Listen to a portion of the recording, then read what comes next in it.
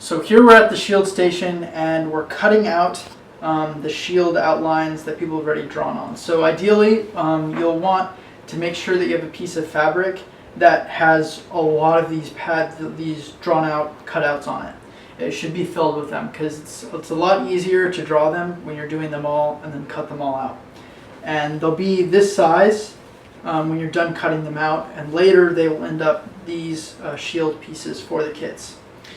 So when you're cutting it, you'll be using scissors. Remember, take your time, do it slow. It's always easier to cut more than you can't take fabric back.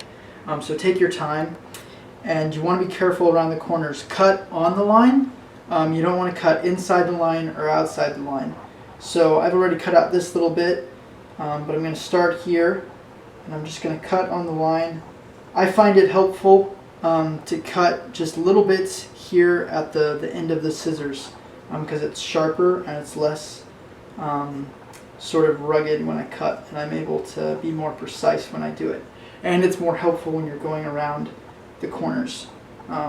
You can look at it a lot better and see this way. It's really hard to kind of visualize where it's going to be, whereas I can do just a little bit of cuts as I'm going around the corner to make sure it's a nice curve, and so that will be helpful when we're sewing it later on. So just kind of go through that. Once again, be really careful when you're going around the curves and just take your time to cut right on the line. Quality is really important. Don't worry about how many you get done, but just worry about the quality that you're doing. So do that for the whole piece, cut them all out, and then pile them up.